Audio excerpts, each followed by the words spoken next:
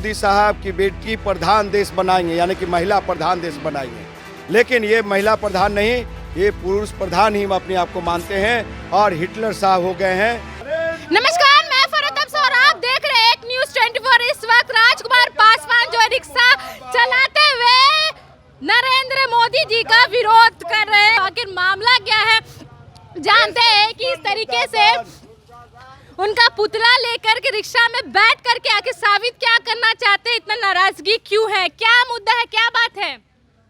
आपको बता दूं कि देश का जो हिटलर शाही सरकार है, नरेंद्र दामोदर मोदी साहब, वो अपने आगे न राष्ट्रपति को मानते हैं, न संविधान को मानते हैं, न आरक्षण को मानते हैं और न ही गरीब शोषित वंचितों का अधिकार को, समझे। और हम जैसे अगर बाबा साहब के मानने वाले लोग, अगर हम लोग चुप रहते, मुंह पे ताला लगा रहते, सब चीज़ देखते हैं, तो ये कहीं न कहीं नाइंसाफ़ी होगी। और जिस तरह से नरेंद्र मोदी साहब ने किया है, भारत के संविधान आर्टिकल 79 और 82 का उल्लंघन किया है कि नया जो संसद भवन बना है उसका उद्घाटन आज हो रही है और वहाँ पे हमारी बेटी, देश की बेटी को उस उद्घाटन समारोह में निमंत्रण नहीं दिया, आमंत्रण नहीं दिया है साहब, तो वो जाएगी कहाँ से। यानी कि राष्ट्रपति को छोटा दिखाने का, एक दलित के बेटी वहाँ पहुँचती तो क्या वो सदन अछूत हो जाता।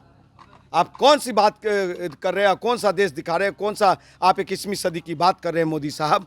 आप कौन सा आधुनिक भारत बना रहे हैं, आप कौन सा ये नया भारत की कल्पना कर रहे हैं।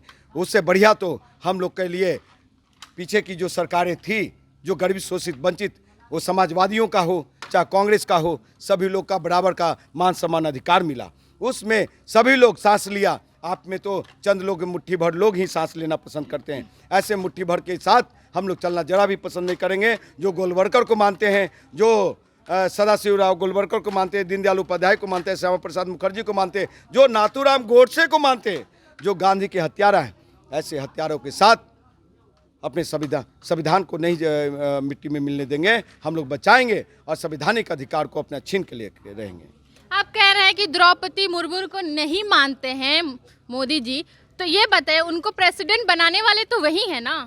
प्रेसिडेंट बनाते हैं। अगर बाबा साहब जो हमारे भगवान हैं, वो संवैधानिक अधिकार आरक्षण नहीं दिया होता, आरक्षित सीट नहीं होती, तो ये लोग उस कुर्सी पे बैठाना भी पसंद नहीं करते हैं मुट्ठी भर लोग। और इसलिए बिठाया है कि उनको वोट चाहिए।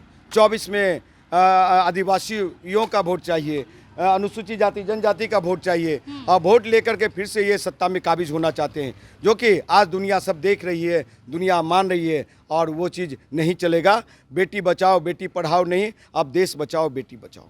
मतलब आप साफ ये कह रहे हैं कि उनको वोट से मतलब था, वोट चाहिए था, इसीलिए उनको जो है प्रेसिडेंट बनाया गया, लेकिन अब उनका मकसद पूरा हो गया, इसलिए उनको जो है उनका जो जगह है उनको नहीं दिया जा रहा है। देखिए, ये कहते हैं मोदी साहब की बेटी प्रधान देश बनाएंगे, यानी कि महिला प्रधान देश बनाएंगे।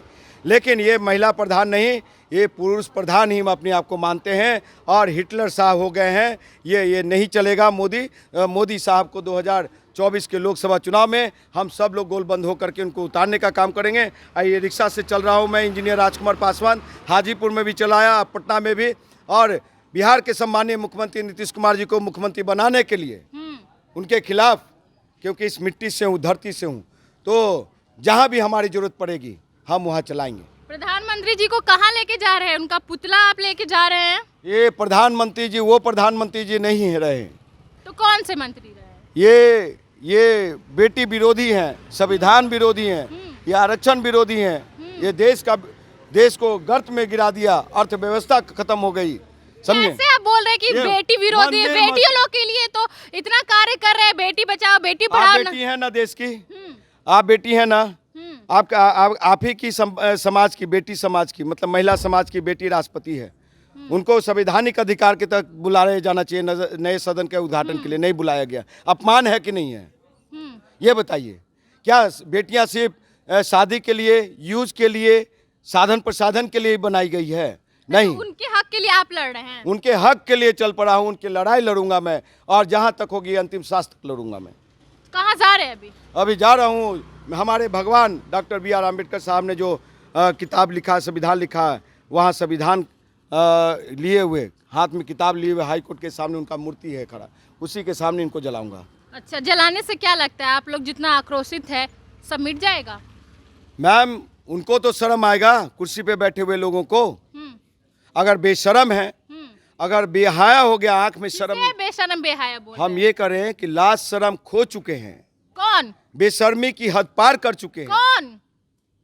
अब जिनको हम जलाने जा रहे हैं, अच्छा, देश के सम्मानीय प्रधानमंत्री ओजस्वी तेजस्वी नरेंद्र दामोदर मोदी साहब हमारे साहब हमने चुना था। हाँ। जिस उम्मीद के साथ चुना था उस पे वो खरा नहीं उतरे, इसलिए इनको आज मैं जला करके ही शांत मानूंगा।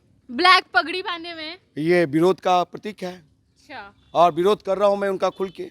तो आपने देखा राजकुमार पासवान जी किस तरीके से नरेंद्र मोदी जी को अपने हाथों में और अपने रिक्शा में बैठा करके मोदी जी का जो पुतला रखे हुए हैं और कह रहे हैं कि बड़े प्यार से उनको अंबेडकर जी का मूर्ति लेके अंबेडकर जी का मूर्ति के पास नरेंद्र मोदी जी को ले करके जाएंगे और वहीं पे उनको हम जला देंगे। मतलब उनकी जो नाराजगी है साफ तौर पे कह रहे हैं नरेंद्र मोदी जी जो है कॉन्स्टिट्यूशन जो है बिगाड़ना चाहते हैं, जो देश का संविधान उसको हटाने की बात की जा रही है। साफ तौर में जो हमारा भारत का जो संविधान है कहीं ना कहीं मोदी जी द्वारा केंद्र सरकार की द्वारा जो है इनको वायलेट किया जा रहा है। लोग जो है अपने तरीके से है काम कर रहे हैं, जिसको लेके विरोध जताते हुए हैं राजकुमार पासवान दिख रहे हैं और मुर्मू जी के साथ जो भी न्याय हुए जिसको लेकर के काफ़ी नाराज है और उनकी हक की लड़ाई में भी वो शामिल हो रहे हैं और आगे बढ़ रहे हैं। साफ तौर पे नरेंद्र मोदी जी का जो है